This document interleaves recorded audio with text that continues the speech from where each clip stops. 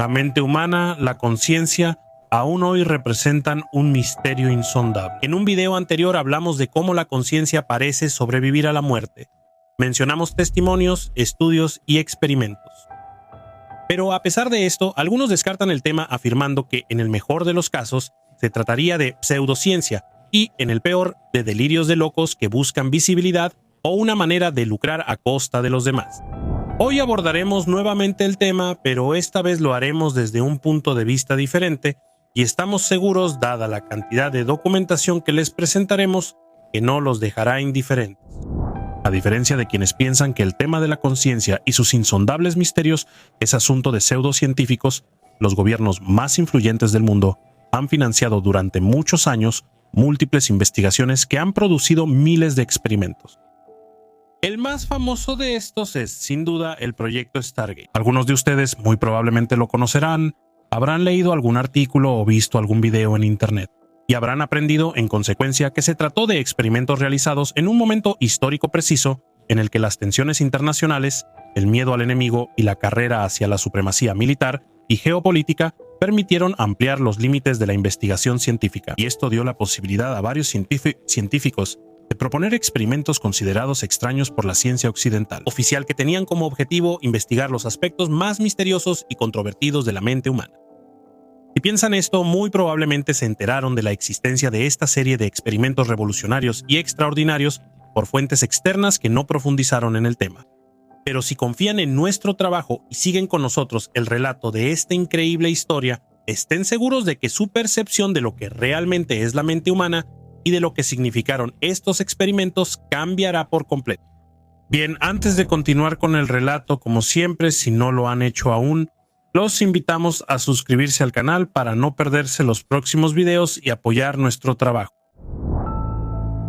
El proyecto Stargate fue una operación ultrasecreta llevada a cabo por la inteligencia estadounidense. En realidad, no se trató de un solo proyecto, sino de una serie de proyectos que a lo largo de los años cambiaron de nombre y que son conocidos como Gondola Wish, Grill Flame, Center Lane, Dragon Absorb, Sunstreak y, finalmente, Stargate.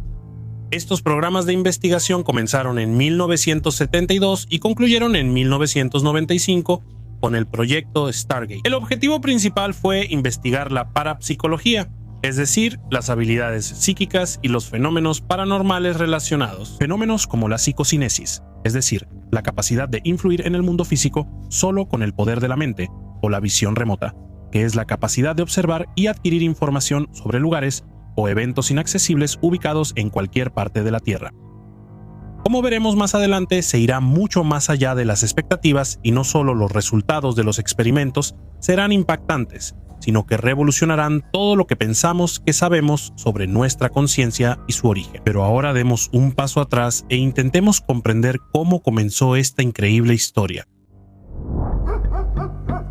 Estamos a principios de los años 70, el mundo está dividido en dos bloques. El bloque occidental liderado por Estados Unidos y la Unión Soviética. Cada vez que ocurre un acontecimiento o un enfrentamiento entre las dos potencias, el mundo entero tiembla. El miedo es que en cualquier momento pueda estallar un conflicto nuclear global apocalíptico.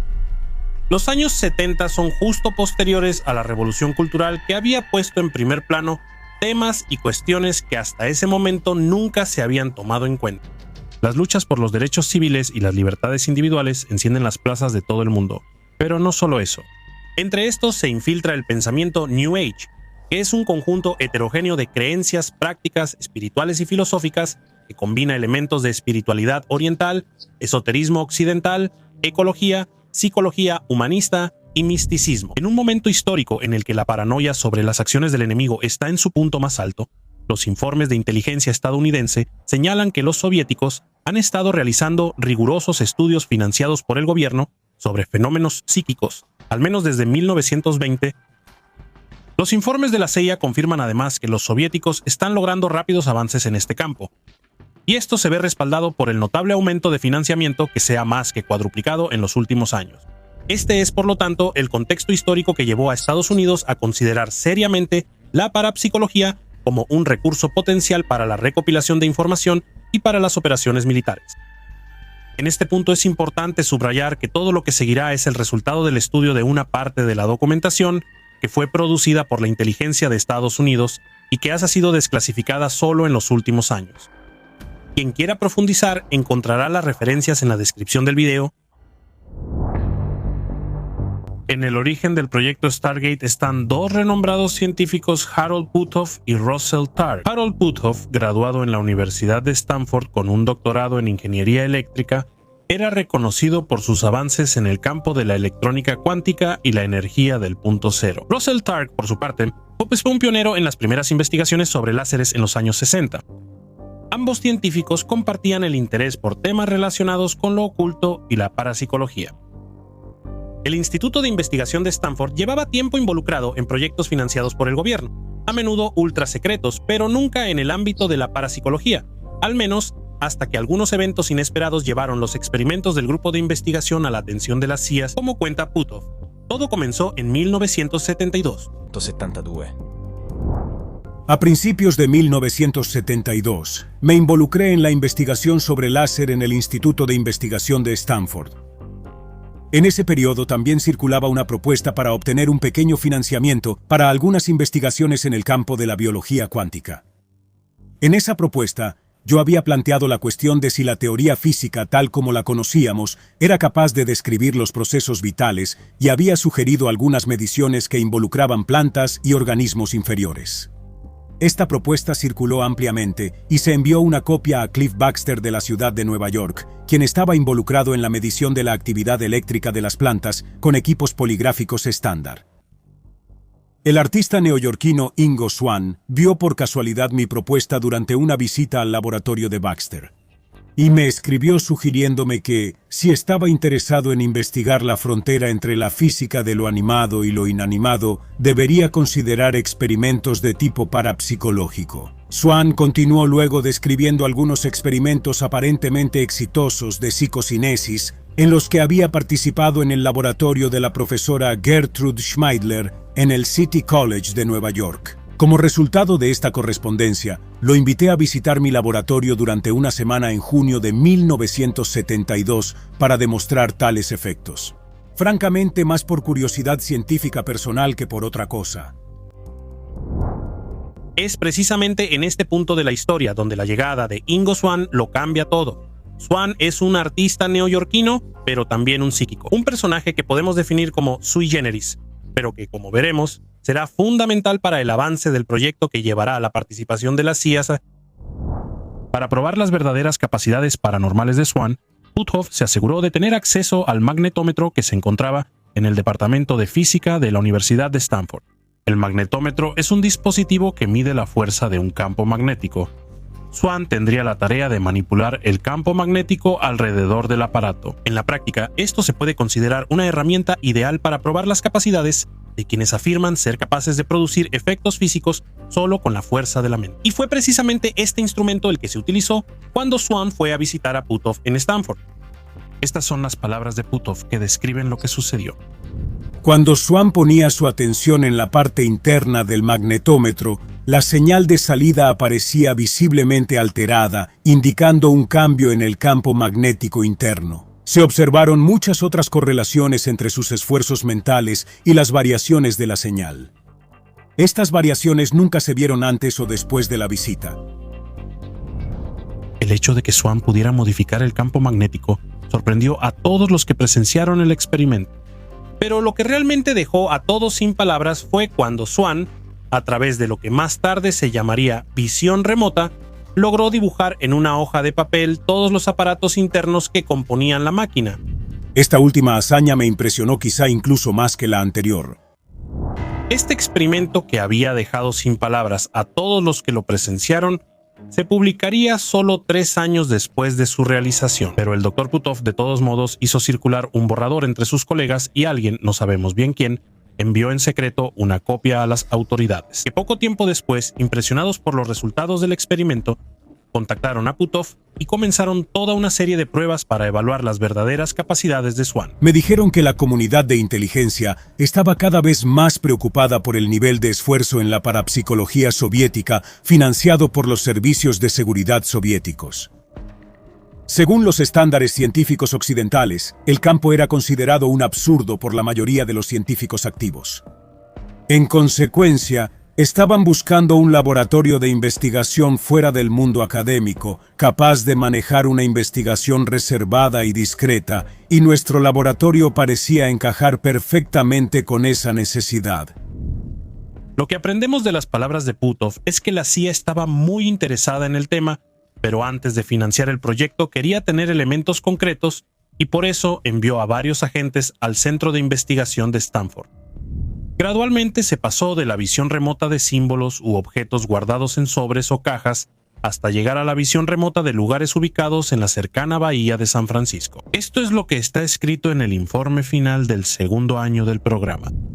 En condiciones de laboratorio controladas, se generaron descripciones de los objetivos con una calidad suficientemente alta como para permitir que jueces independientes emparejaran a ciegas las descripciones con los objetivos. El propósito de los experimentos era definir de manera inequívoca la posibilidad de entrenar agentes para realizar visiones remotas con la mente. Crear así un método que permitiera formar un equipo de agentes capaces de operar únicamente con las potencialidades de la mente humana. Aumentó la fuerza de estos resultados el descubrimiento de que un número creciente de individuos podía demostrar una visión remota de alta calidad, a menudo para su propia sorpresa. Los nuevos agentes eran seleccionados mediante un proceso riguroso.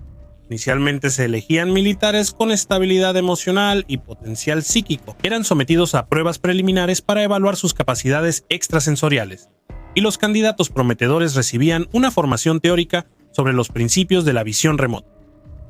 Los agentes practicaban progresivamente ejercicios de visión remota, desde detalles simples hasta los más complejos.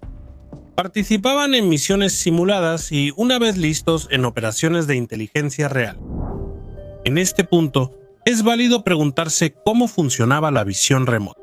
¿Cómo podían los agentes obtener información sobre cosas que no podían ver ni conocer? Si bien el cómo llegar a visualizar lugares y objetos había producido verdaderos protocolos de entrenamiento, ¿por qué era posible alcanzar estos resultados? Sin embargo, más complejo de explicar. Para comprender cómo podía suceder esto, debemos introducir un nuevo elemento, las matemáticas. La matriz es un concepto clave que representa el depósito universal de información o el campo del que los practicantes de visión remota obtienen sus percepciones. Este término se ha utilizado para describir una especie de banco de datos psíquico universal que contiene toda la información sobre cualquier evento, lugar, objeto o persona, sin importar el tiempo o el espacio. En pocas palabras, los agentes simplemente se conectaban a esta fuente de información universal. Una vez conectados, podrían conocerlo todo. Tan pronto como expliquemos lo que estos agentes son capaces de hacer, volveremos a este tema para que quede más claro por qué todo esto abre escenarios inéditos y revolucionarios. Sin embargo, lo que realmente le interesaba a la inteligencia estadounidense era algo mucho más material y menos existencial. El objetivo principal del programa era obtener información en lugares donde el acceso estaba prohibido. Básicamente, espiar los movimientos del enemigo. Swann, para llevar la técnica de la visión remota al máximo de su potencial, propuso una serie de experimentos, en los cuales el objetivo que los agentes debían visualizar se designaba mediante simples coordenadas geográficas. Esta técnica recibió el nombre de exploración por coordenadas. En esencia, al agente designado se le comunicaban las coordenadas de un lugar que no conocía, y partiendo solo de estas, debía visualizar y describir el lugar. La idea de que fuera posible que un agente de visión remota pudiera observar un lugar teniendo como única información las coordenadas al principio parecía imposible, pero los experimentos que siguieron fueron impresionantes. En julio de 1974, el agente Pat Price, uno de los agentes más capacitados entre los que habían sido seleccionados, fue elegido para la primera misión operativa de visión remota de las CIA. Debía confirmar los detalles de un laboratorio nuclear soviético, del cual solo se tenían unas fotografías tomadas por un satélite espía estadounidense. Estas son las palabras del responsable del proyecto, el Dr. Kenneth Kress. El objetivo era el Centro de Investigación y Desarrollo No Identificado de Semipalatinsk. La recolección experimental utilizaría nuestro mejor sujeto. Por experiencia, era obvio que Price producía datos erróneos así como buenos. Revisé las fotos del sitio y elegí dos características que, si Price las hubiera descrito, habrían demostrado que el canal funcionaba al menos parcialmente. Estas características eran una grúa muy alta y las 4 estructuras que parecían torres de pozos petroleros. Inicialmente a Price solo se le dieron las coordenadas geográficas y un mapa del Atlas Mundial con la ubicación aproximada del sitio, y se le dijo que se trataba de un lugar de prueba soviético. Price logró hacer un dibujo que mostraba una grúa que definió como condenadamente grande porque había visto pasar a una persona cerca de sus ruedas. Logró hacer descripciones sorprendentes de los edificios en construcción y de las secciones esféricas del tanque, pero no mencionó las 4 estructuras que parecían pozos petroleros. Estoy acostado de espaldas en el techo de un edificio de ladrillos de 2 o 3 pisos. Es un día soleado y el sol se siente muy bien. Lo más sorprendente es que hay una grúa pórtico gigantesca que se mueve de un lado a otro sobre mi cabeza. Cuando me levanto y miro hacia abajo, parece que hay una vía en cada lado del edificio. Nunca he visto algo así. La misión de Price duró varios días y logró dibujar una serie de elementos que fueron confirmados por las fotos tomadas por el satélite espía. Price logró describir muchas estructuras que fueron confirmadas por las fotos satelitales, pero también cometió varios errores. Los errores parecían ser una constante en las sesiones de visión remota. De hecho, si bien los agentes eran capaces de describir cosas que era imposible conocer, por otro lado también había muchas descripciones erróneas. Son precisamente los errores los que son citados por quienes sostienen que el proyecto Stargate fue en realidad un fracaso. Quienes afirman esto, sin embargo, subestiman deliberadamente muchísimos datos objetivos. Y para explicar bien la cuestión, ahora hablaremos precisamente de esto. Y lo haremos poniendo como ejemplo el experimento realizado en el verano de 1973 por la CIA, que tuvo como protagonistas a 2 agentes, entre ellos Pat Price. El experimento comenzó con la transmisión a los científicos de Stanford de las coordenadas geográficas de una propiedad vacacional, las cuales fueron entregadas a los 2 agentes. No se permitieron mapas y a los agentes se les pidió que dieran una respuesta inmediata sobre lo que verían a distancia, observando el sitio solo a través de las coordenadas. Ambos agentes afirmaron haber visto una estructura militar, por lo que la descripción del sitio resultó ser muy diferente de lo que en realidad deberían haber visualizado.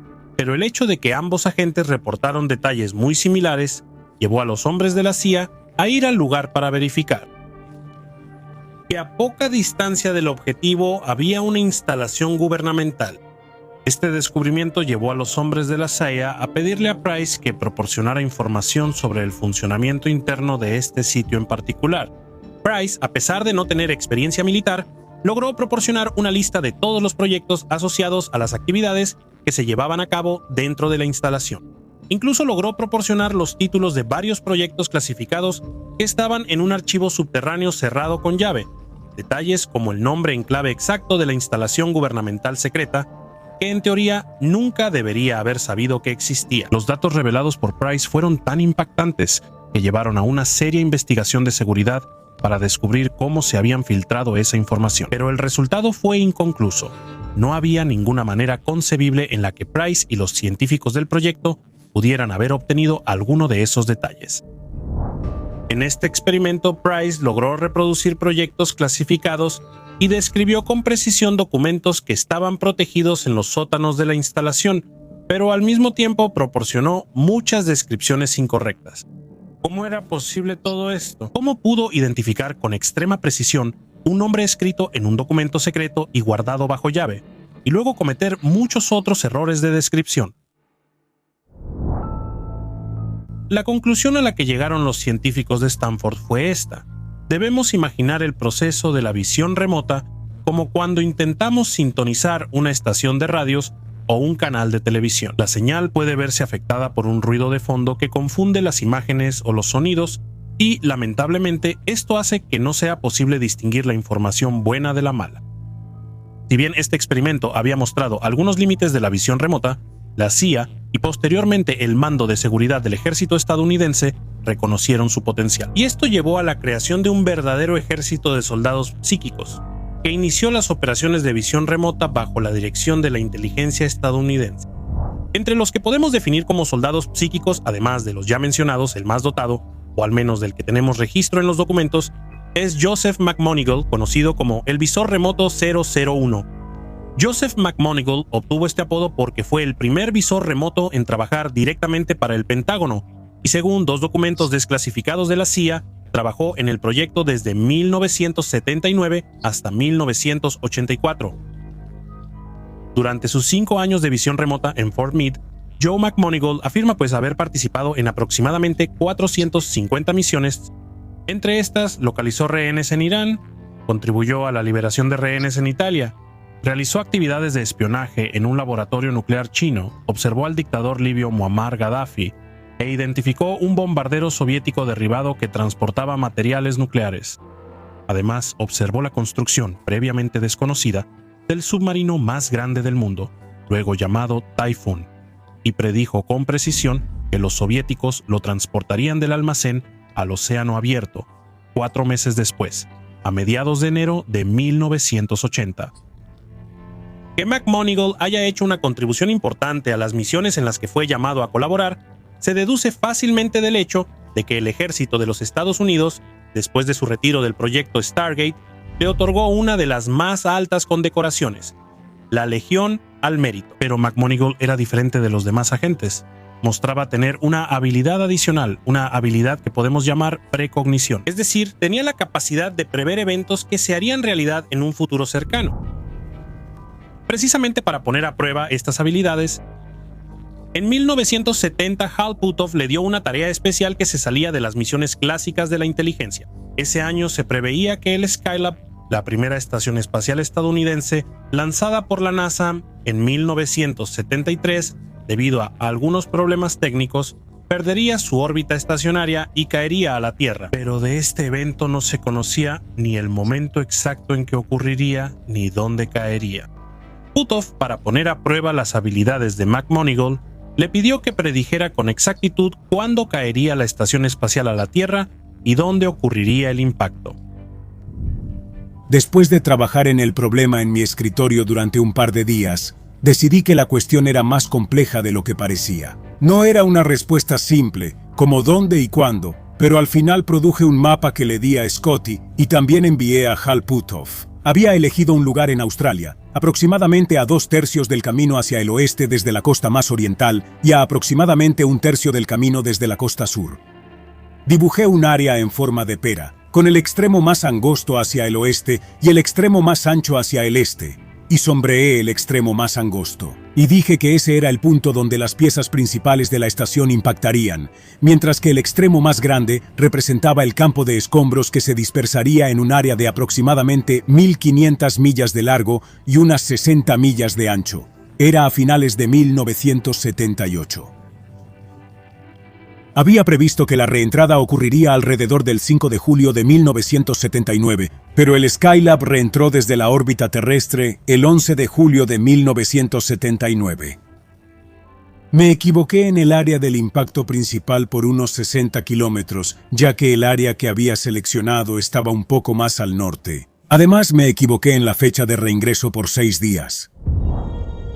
Los resultados de este experimento fueron sorprendentes. Pero este no fue el único experimento que no tenía fines estrictamente militares que se les confió a los agentes que trabajaban para el proyecto Stargate.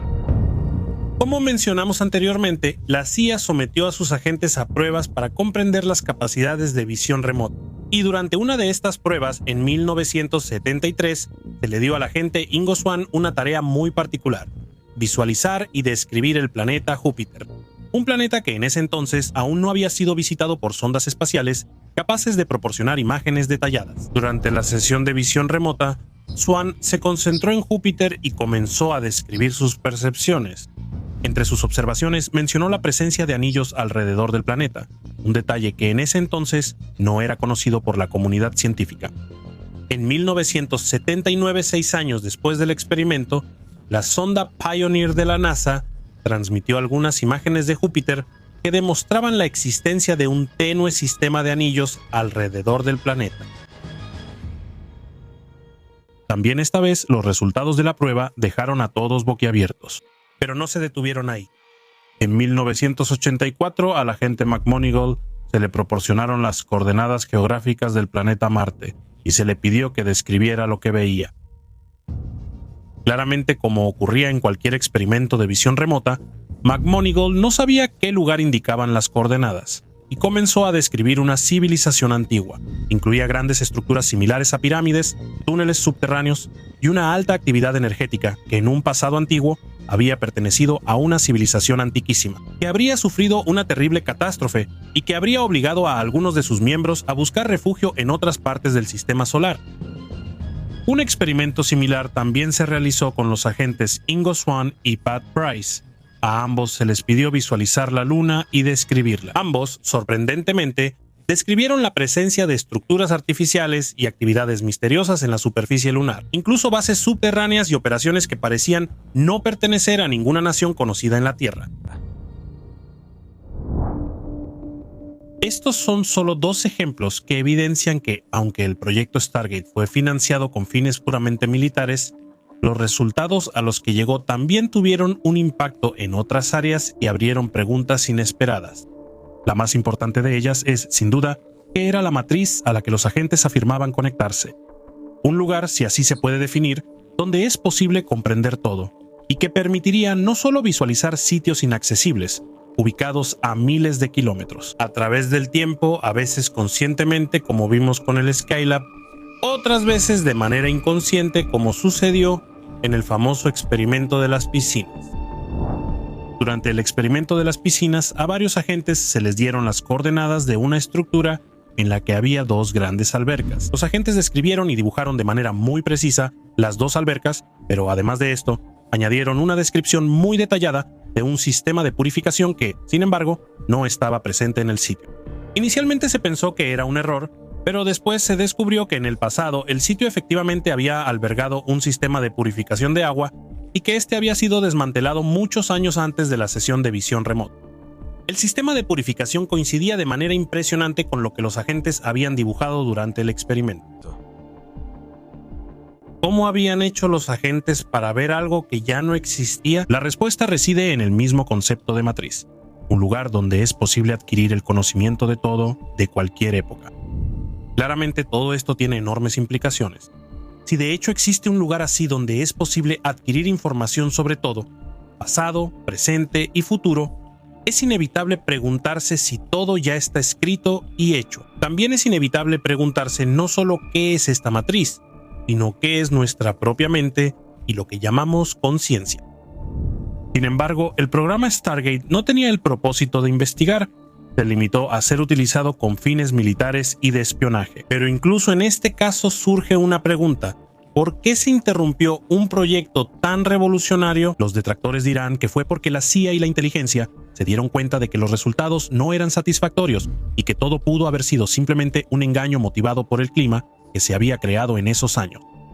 ¿Pero realmente es así? Si buscan en internet, encontrarán esta como una de las razones más mencionadas, pero en realidad las cosas son muy diferentes. Y así lo dicen los mismos informes realizados por los expertos designados por el gobierno estadounidense con el propósito de evaluar los resultados del proyecto. En 1995, el gobierno encargó una evaluación independiente del proyecto Stargate a los American Institutes for Research. La evaluación fue confiada a 2 científicos, Jessica Utts y Ray Hyman. La doctora Jessica Utts concluyó que las habilidades psíquicas habían sido demostradas más allá de toda duda razonable, mientras que el doctor Raymond Hyman afirmó que se necesitaban más investigaciones para confirmar tales fenómenos. La evaluación final declaró que, a pesar de los resultados estadísticos significativos, no había ninguna prueba de que la visión remota fuera útil en la recopilación de inteligencia operativa. En consecuencia, la CIA cerró el proyecto Stargate. Antes de profundizar en estas conclusiones, hagamos una aclaración. Los experimentos que se llevaron a cabo durante esos años se realizaron bajo un estricto control. Se trabajó mucho para intentar hacerlos no solo repetibles en laboratorio, sino también para crear un protocolo preciso que se debía respetar. El problema fundamental fue que, a pesar de que los experimentos daban resultados increíbles y difíciles de refutar, como vimos anteriormente, las descripciones dadas por los agentes estaban condicionadas por muchos errores y además no eran perfectamente replicables. Como sabemos, una de las características distintivas de la ciencia es la replicabilidad. En el caso de los experimentos de visión remota, esto no era posible. Para explicar esta situación, la doctora Jessica Utts proporciona una respuesta en su informe final. Pocos comportamientos humanos son perfectamente replicables a voluntad. Por ejemplo, los mejores bateadores en las principales ligas de béisbol no pueden batear a voluntad, ni podemos predecir cuándo alguien hará un jonrón. De hecho, ni siquiera podemos predecir si ocurrirá un jonrón en un partido determinado. Esto no significa que los jonrones no existan. Las pruebas científicas en el ámbito estadístico se basan en la repetición del mismo rendimiento o relación promedio a largo plazo. Un buen bateador de béisbol no golpeará la pelota exactamente en la misma proporción en cada partido, pero debería ser relativamente constante a largo plazo. Lo mismo debería aplicarse al funcionamiento psíquico. Los niveles de rendimiento pueden variar según los individuos y las condiciones, tal como ocurre en el béisbol. Ma dati soggetti con abilità simili testati in condizioni simili. Los resultados deberían ser replicables a largo plazo. En cualquier área de la ciencia, las pruebas basadas en estadísticas provienen de la comparación entre lo que realmente sucedió y lo que debería haber sucedido por casualidad. Entonces, si es cierto que los resultados de los experimentos que involucran a agentes individuales no son perfectamente replicables, ¿por qué cada experimento daría resultados diferentes? Analicemos esto estadísticamente, así como podríamos hacerlo con el desempeño de un jugador de béisbol. Veremos que tienen una coherencia estadística. Y, como recuerda la profesora, las pruebas basadas en la estadística son aceptadas por la ciencia. Pero entonces, ¿por qué se cerró el proyecto Stargate? Para simplificar, podemos decir que el proyecto Stargate se cerró porque los errores reportados en las descripciones de los agentes no hacían que la información fuera 100% confiable. Y esto no cumplía completamente con el propósito para el que fue creado, que era espiar y tener certeza sobre las intenciones y acciones del enemigo. De estos informes surge algo impactante. Las capacidades demostradas por los agentes que operan en visión remota están estadísticamente demostradas y son reales, aunque no sean reproducibles. Además, la naturaleza misma de estas visiones, por la cual existe un porcentaje de error, no las hace ideales para operaciones de espionaje. Quienes presenciaron los experimentos no dudan de que los agentes fueran capaces de captar información a la que nunca habrían podido acceder. La discusión entonces se traslada a la utilidad de esto para fines militares. Ambos informes además concluyen afirmando que es necesario seguir investigando en este sentido. E approfondire ciò che sino ad ora è stato scoperto. Descubierto. En este punto debemos hacer una última precisión. Actualmente sabemos que el proyecto fue cerrado, pero esto es lo que sabemos por la documentación desclasificada que se ha hecho de dominio público. Pero esto no excluye que el proyecto siga existiendo bajo otro nombre. Como hemos visto, de hecho, el proyecto ha cambiado de nombre varias veces a lo largo de su historia y existencia. Muy pocas personas estaban al tanto. Algo aún más curioso es que los protagonistas del proyecto continuaron con su actividad, como por ejemplo Hal Puthoff, quien fundó el Instituto de Estudios Avanzados en Texas, y continuó colaborando como consultor para el gobierno de los Estados Unidos y para empresas privadas en temas relacionados con tecnologías avanzadas y seguridad nacional. En los últimos años, Puthoff también se ha hecho conocido por su participación en la investigación sobre ovnis y ha colaborado con organizaciones como To the Stars Academy of Arts and Science, un grupo que incluye a otros exfuncionarios gubernamentales y científicos interesados en estudiar los fenómenos aéreos no identificados. Si bien, como decíamos, el proyecto Stargate tuvo como objetivo principal el uso militar, también es cierto que todo lo que se ha descubierto en estos años plantea preguntas inevitables sobre qué es nuestra mente y qué es la conciencia. Los protagonistas de las visiones remotas que hemos llegado a conocer en este video, a lo largo de los años se han dedicado a otros ámbitos del conocimiento humano, y gracias a sus capacidades han investigado aspectos misteriosos y poco conocidos. Pero de todo esto hablaremos en un próximo video. Como científico, mi mayor deseo era decirle al mundo que las habilidades psíquicas a veces pueden producir datos de precisión casi arquitectónica. Si han llegado hasta aquí, estamos seguros de que a partir de hoy tendrán una visión más completa de lo que fue el proyecto Stargate y de todas las implicaciones que conlleva para el conocimiento de lo que realmente somos todos nosotros. Ahora háganos saber en los comentarios su opinión, y si les gustó el video y quieren apoyar nuestro trabajo, no olviden suscribirse al canal. Hasta la próxima historia.